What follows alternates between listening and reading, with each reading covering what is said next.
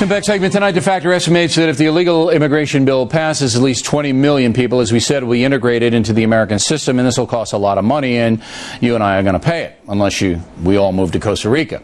Joining us now from Washington is a guy who's been crunching some numbers. Robert Rector is a senior research fellow at the Conservative Heritage Foundation. He testified before Congress yesterday. So what did you tell those pinheads on the Hill, sir? Well, I told them that putting 9 million people into the Social Security system and Medicare system was going to cost a fortune.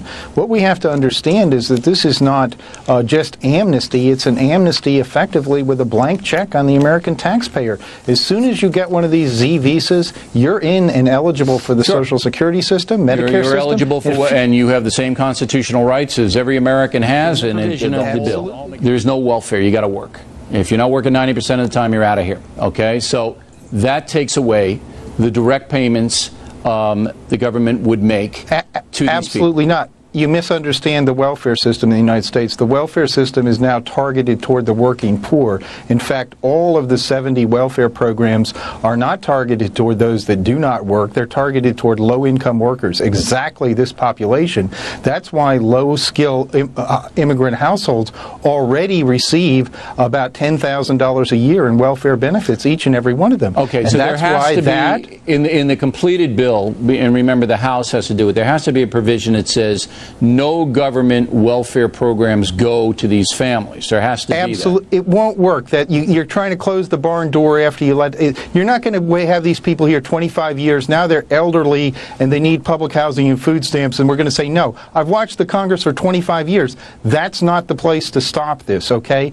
Once you put them here and you say legally you're part of our system, they will get welfare. They will get Social Security. The retirement cost of this alone, of putting 9 million people into citizenship, is going to be $2.5 trillion, and that cost is going to come crashing into the Social Security system at exactly the point Social Security is going bankrupt. Okay. 60% of these people. How much of that will be made up by people who are working? Again, 90% of them, you got to work 90% of the time.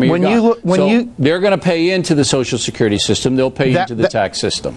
That was a net figure I was giving you. That includes the taxes they pay.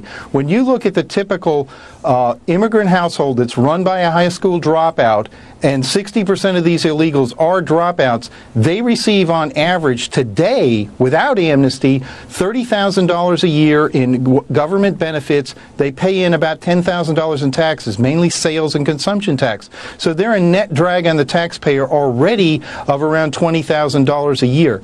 And with amnesty, the illegal part of that population is going to get a lot more.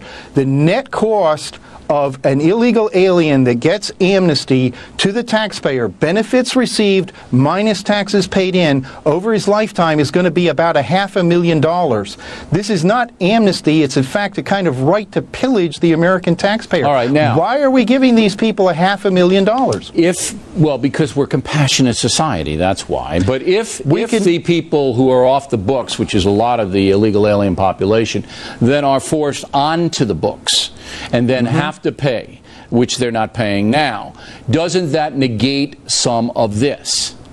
Most of the taxes they will pay anyway are sales taxes, which they pay automatically. They will pay a tad more in FICA, in Social Security tax, maybe $1,500 a year.